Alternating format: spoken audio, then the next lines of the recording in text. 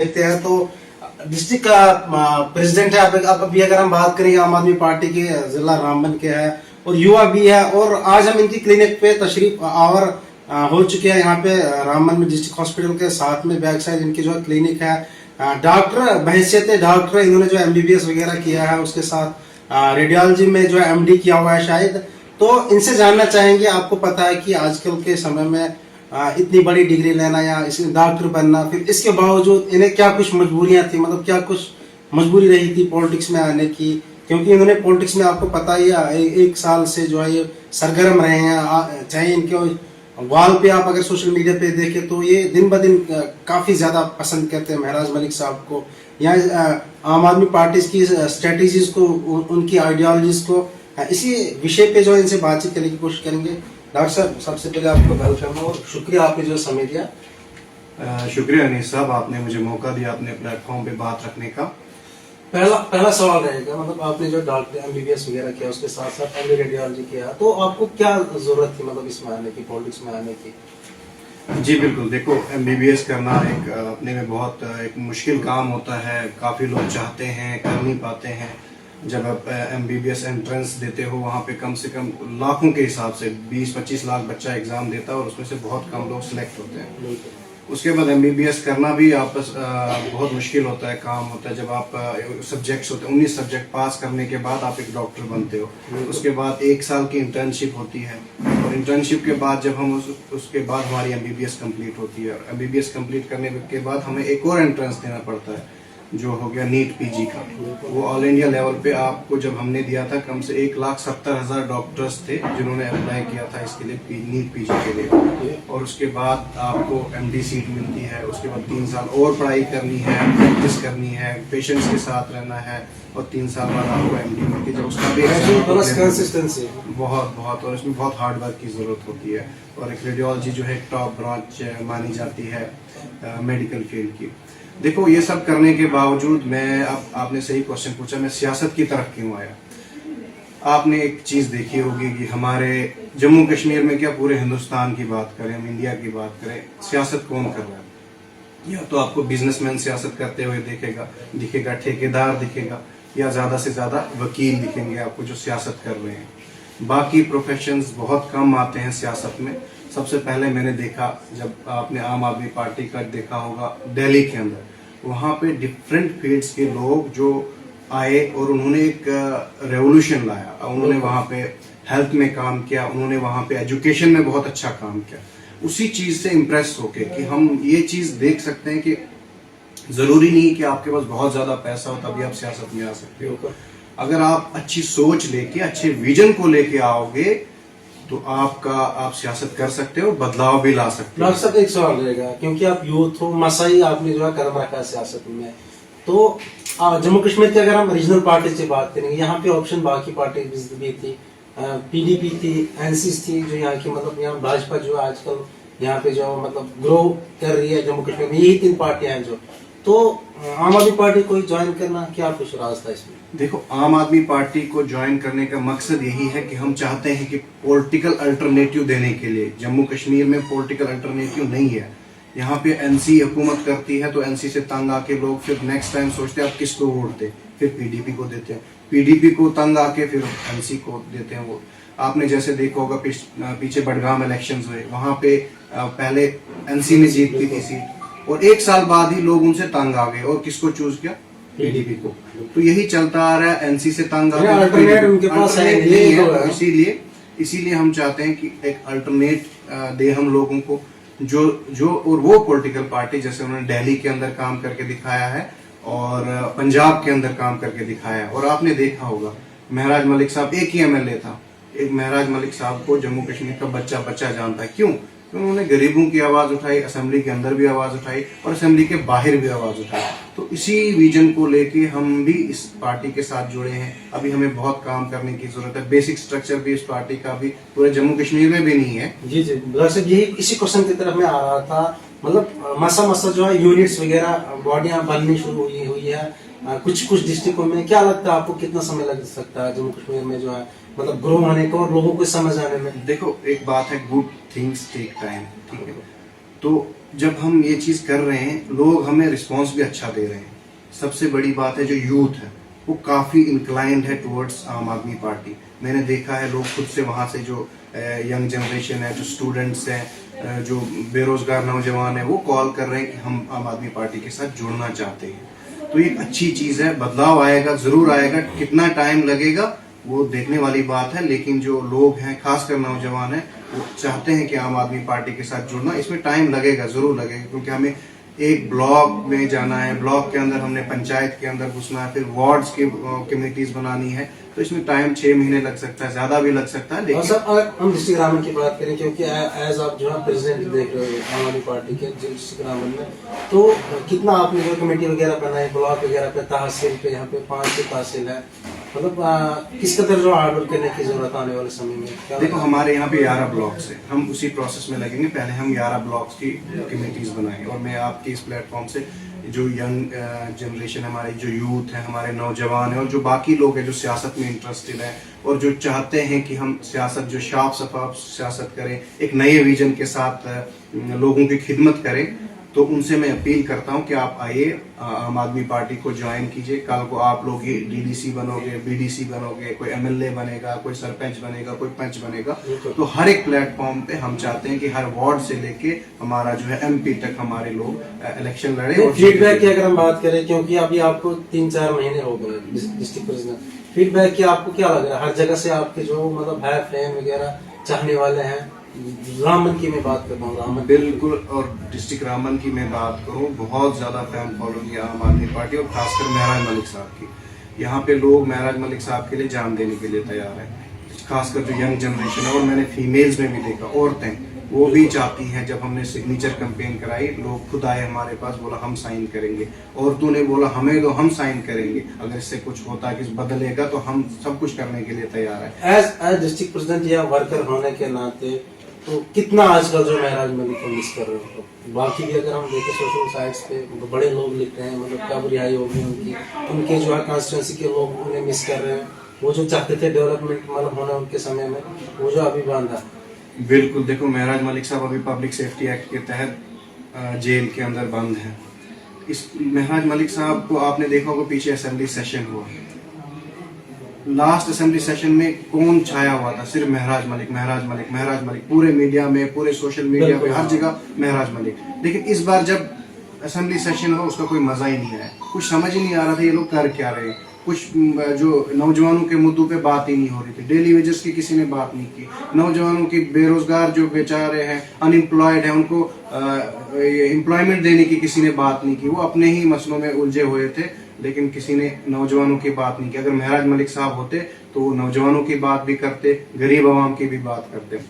Doctor साहब, चूंकि पोगल परस्तान से हमारा ताल्लुक है, आपका भी ताल्लुक है, तो अपने उस डेमोग्राफी की तरफ नजर देने की जरूरत है। वहाँ की हम बात करेंगे, आपको क्या लग रहा है कितना पसमानदा है अभी हमारा इलाका जो, इसमें अगर आपको कल को आपको मतलब मौका मिल सकता है पॉलिटिक्स में आने का, इलेक्शन लड़ने का, तो क्या कुछ कहना चाहेंगे आप? देखो आपने सही बात की, जो हमारा हिली एरिया है यहाँ पे हमें सबसे इम्पोर्टेंट चीज़ है ना, अगर किसी को किसी चीज़ को, किसी सोसाइटी को डेवलप करना चाहते हो तो उसके स्कूल्स होते हैं, उसके एजुकेशन सिस्टम को बेहतर करने की ज़रूरत है। आपने देखा होगा, आप अपनी कुंडा में देखोगे, मैं अपने मालीगांव की बात करूँ, बास की बात करूँ, हाला ग्वाला की, पल्ला की बात करूँ, HSS higher secondary school Pongal की बात करूँ या हायर सेकेंडरी स्कूल मालीगांव की बात करूँ, आप वहाँ पे देखोगे एक तो हमारे पास जो है स्टाफ की बहुत ज़्यादा कमी है। अगर जहाँ पे हायर सेकेंडरी स्कूल है, मेडिकल स्ट्रीम में कोई लेक्चरर नहीं है, आर्ट्स स्ट्रीम में कोई लेक्चरर नहीं है, उन बच्चों का मुस्तकबिल क्या होगा? आप मुझे बताओ, वो बच्चे कैसे compete करेंगे बाकी बच्चों के साथ, चाहे जो सिटीज में रहते हैं, हाँ सिटीज में रहते हैं, चाहे जो प्राइवेट स्कूल्स में, डीपीएस में पढ़ता है, कोई हेरिटेज में पढ़ता है, कोई जोधा माल, पता नहीं एसपी। एक सवाल मेरे मन में है, क्योंकि आपने बात की पहाड़ी इलाका है, स्टाफ की कमी है, और सिटीज के बच्चों के साथ कंपेयर कैसे करेंगे? पहाड़ी इलाकों को लोगों के लिए पहले जो हुआ करता था, मतलब रिजर्वेशन हुआ करती थी, आरबी 20% हुआ करता था, जिसको घटा के 10%, और अब जो है 7% पे लाने की बात की जा रही है। क्या आपको नहीं लग रहा है इनजस्टिस हो रहा है हमारे पहाड़ी, जबकि मैन ऑफ द जो पॉपुलेशन है, हम अगर चिनाब रीजन की बात करेंगे, वो हिली एरिया से ताल्लुक रखते हैं, क्या चिनाब रीजन को कहीं ना कहीं वो जो है धोखे में तो नहीं डाला जा रहा? देखो बिल्कुल सही बात की आपने। सारे जो पीछे पड़े हैं आरबीए के पीछे पड़े हैं। सबको लगता है कि आरबीए वाली गलत रिजर्वेशन है, लेकिन वो आए हमारी साइड चक्कर लगा के देखे, वो देखे कि हमारे स्कूल में हालत क्या है। जहाँ बारिश होती है तो स्कूल बंद हो जाता है, क्योंकि वहाँ पे कमरे नहीं है, बच्चों को शक नहीं है कि वो अपने बारिश में बच सके उस बारिश से। तो यही बात है, अगर आपको रिजर्वेशन खत्म करनी कर दो, हमें कोई मसला नहीं है उससे, लेकिन सबसे पहले आपको हमारे स्कूल्स को बेहतर करना होगा।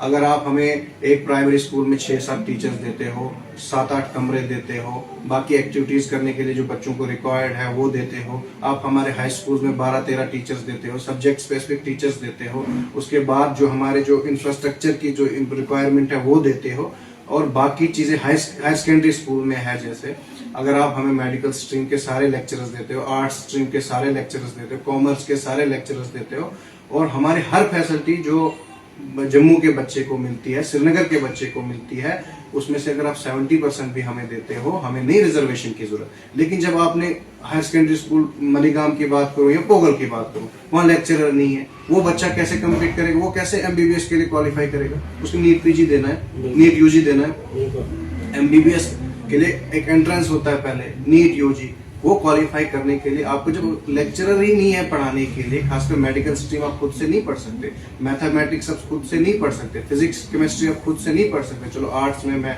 मान लेता हूँ कि बच्चा चलो थोड़ी बहुत कोशिश कर ले तो पढ़ लेगा, लेकिन मेडिकल स्ट्रीम खुद से पढ़ने वाली नहीं है, वहां आपको लेक्चरर चाहिए। तो अगर आप हमें पूरा स्टाफ देते हो, पूरी चीजें देते हो, उसके बाद अगर आपको काम करना है करो, लेकिन पहले आपको ये चीज देखनी पड़ेगी। आप एक सर्वे कीजिए कि कितनी पॉपुलेशन आरबीए में है, और सच में आरबीए में है। आप डिनोटिफाई कर सकते हो जो आरबीए एरियाज ऐसे जहाँ पे फैसिलिटीज बहुत है, उनको डिनोटिफाई कर दीजिए। जो आरबीए डिजर्व करता है उनको ही रखिए, हमें उसमें कोई लेना मतलब कोई ये ऑब्जेक्शन नहीं है। लेकिन आप ऐसे हवा में तीर मारोगे बिना किसी सर्वे के, बिना किसी इसके रिसर्च के कि आरबीए को खत्म करने। अब बाकी देखो, पुंछ राजौरी 2 डिस्ट्रिक्ट्स हैं, उनको ST2 ST1 20% रिजर्वेशन 2 डिस्ट्रिक्ट्स को है, और बाकी आरबीए पूरे जम्मू कश्मीर में आप जितने भी डिस्ट्रिक्ट्स हैं, श्रीनगर के अलावा वहाँ आरबीए है। पीर पंजाल वाला रीजन, वहां भी आरबीए होती थी, चलो अब ST2। अब जो चिनाब रीजन है, यहाँ पे है ही आरबीए, बाकी हमारा ST है, जो SC वो कम पॉपुलेशन है, कम परसेंटेज है, ज्यादा। जो क्या लग रहा है जनाब से हमारे, अगर हम जिला रामन की बात करें, यहाँ से जो 2 रिप्रेजेंटेटिव्स भेजे हुए हैं लोगों ने चुन के, इसके साथ साथ हम कितना डोडा किश्तवाड़ की बात करेंगे, उन्हें इस चीज पे जो असेंबली में मतलब जो बिल लाने की जरूरत नहीं है, या इस पे जो है इस मसले को लेकर बात करने की जरूरत नहीं। बिल्कुल, और अर्जुन सिंह राजू साहब है हमारे MLA रामबन है, उन्होंने एक बार पहले बात की, बिल्कुल उन्होंने एक बार किया था कि हमें जो 10% है हम उसको 20% करना चाहते हैं, जब इनिशियली उन्होंने ज्वाइन किया था एज MLA। लेकिन वो आप भूल चुके हैं मुझे लगता है, उसके बाद उनका कोई इस बारे में नहीं आया, बयान नहीं आया। मैं उनसे अपील करता हूँ कि आपके जो वोटर्स हैं वो 90% आरबीए कैटेगरी के हैं, और आपको भी उनको भी पता होगा कि हमारे यहाँ पे हालत क्या है, तो उनको आवाज उठानी चाहिए। दूसरे सजाद शाहीन साहब है, उनका भी एरिया 90% आरबीए में आता है, तो उनको भी आवाज उठानी चाहिए। लेकिन अफसोस की बात है कि सजाद शाहीन साहब ने बिल्कुल चुप्पी साधी, इसमें एक भी बार उन्होंने आरबीए का जिक्र नहीं किया असेंबली के अंदर। अब मुझे वो समझ नहीं आता। शाहीन साहब की आपने बात की, क्योंकि हमारे MLA है वो 1 साल का वक्फा हो गया, मतलब उन्हें चुने हुए, उनके काम काज को किस लेवल से आप देखते हैं? काम काज मुझे लगता है अभी तक तो कुछ दिखा नहीं हमें। जो वो उन्होंने प्लान बताया था, एक बार उन्होंने DDC फंड्स को अपना प्लान बना के वो पेश कर रहे थे कि मैं जी CDF दे रहा हूँ, और वो भी लोगों को ऐसे गुमराह करने की कोशिश की। दूसरी चीज उन दिनों हमने भी देखा था, आपने अपनी वॉल वगैरह पे लिखा था कि जो DDC का जो प्लान वगैरह ऊपर के लिए जो भेजे हुए हैं उनको ही वही काम किए, क्या कुछ था वो जरा बताइए। देखो, जो कुछ रोड्स थे वो उन्होंने अपने बताए थे। अब जो पल्ला मिडिल स्कूल के लिए स्मार्ट क्लासरूम्स थी, वो उन्होंने अपने लिए अपने उसमें फंड्स में बताए थे। अगर स्मार्ट क्लासरूम HSS मलीगाम की बात करो, HSS पोगल की बात करो, वो स्मार्ट क्लासरूम्स रुनियाल साहब ने DDC फंड्स में रखे हैं ऑलरेडी, तो वो उनको भी अपना बता के पेश कर रहे थे। और आप कह रहे हो क्रेडिट ले रहे थे कामों का। चलो, क्रेडिट हमें नहीं चाहिए, क्रेडिट किसी का काम होना चाहिए, मोस्ट इम्पोर्टेंट है। जो सबसे इम्पोर्टेंट डिजर्विंग रोड था, अब्बास मोड़ टू गोहाला वाला रोड है, वो ब्लैक टॉपिंग के लिए सबसे ज्यादा डिजर्विंग था, उसको इग्नोर किया गया, टोटली इग्नोर किया गया। और वहां पे जो बानिहाल के विसिनिटी में आप देखोगे जो ऑलरेडी जो ब्लैक टॉप रोड थे जो 1 साल पहले हुए थे, उनसे दोबारा उन पे लुक बिछी, लेकिन जो जिस पे सबसे ज्यादा लुक बिछाने की जरूरत थी, ब्लैक टॉपिंग की जरूरत थी, उसको टोटली इग्नोर किया गया। और आपको पता होगा आवास मोड़ टू पनला रोड जो कब बना है, 2013 की बात है, वो स्टार्ट हुआ था। और उस टाइम जो रुनियाल साहब कमिश्नर सेक्रेटरी थे, उस टाइम उन्होंने अपने असर रसूख से वो करवाया था। और उसके बाद आज तक उस पर ब्लैक टॉपिंग नहीं हुई है, ये अफसोस की बात है। और उसको प्रायोरिटाइज करना चाहिए था, लेकिन उसको इग्नोर किया। डॉक्टर साहब नर्सल में आखिरी सवाल रहेगा, इसका जवाब दीजिएगा।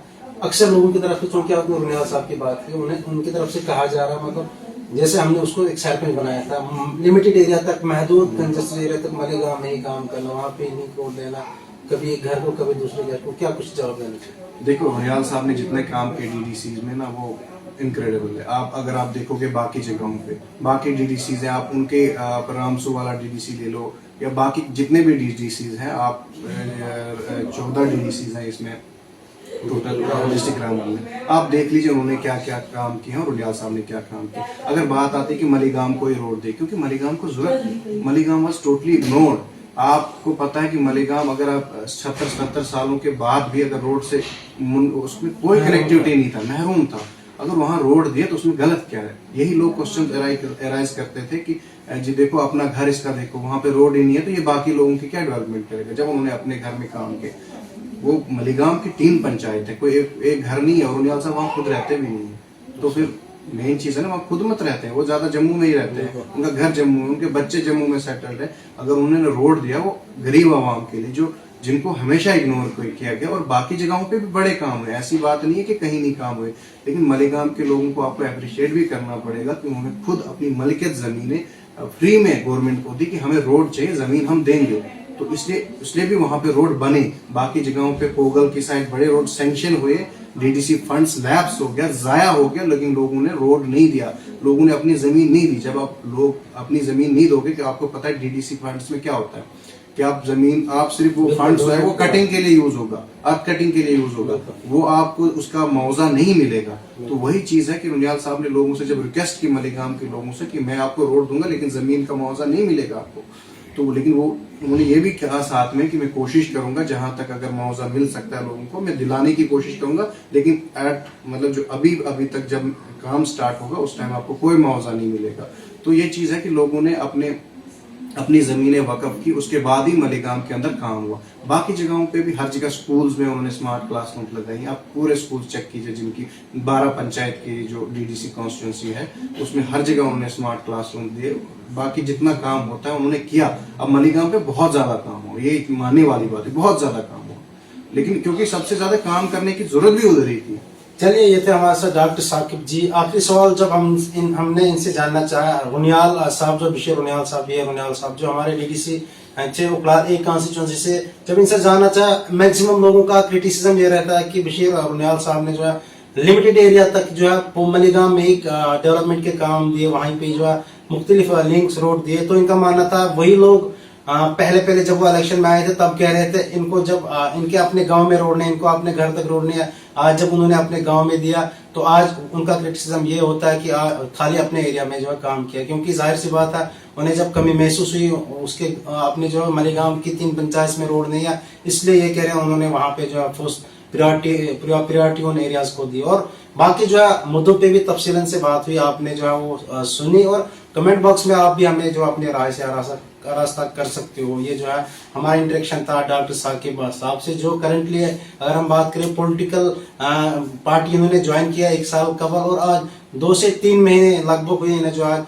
डिस्ट्रिक्ट प्रेसिडेंट का जो है वो ओहदा मिला है आम आदमी पार्टी का। जब इनसे जानना चाहा, आम आदमी पार्टी का अभी जम्मू कश्मीर में उतना वो जो है असर रसूख है ही नहीं, उतना जो मतलब वो ग्रो नहीं हुई है, तो इन्होंने कहा वो जो है आने वाले समय में लोगों को समझाएंगे, आम आदमी पार्टी के आइडियोलॉजीज को लोगों तक पहुंचाएंगे, अवेयर करेंगे, और जो है जाहिर सी बात है जब बार बार ये मेहनत करेंगे, ये कह रहे हैं लोग जो है वो उसको समझेंगे, उसको जो है वो फिर लोग जो है प्यार देना शुरू करेंगे। फिलहाल आप लोगों का क्या मानना है, आप लोग हमें अपने कमेंट बॉक्स में अपनी राय वगैरह दे सकते हो।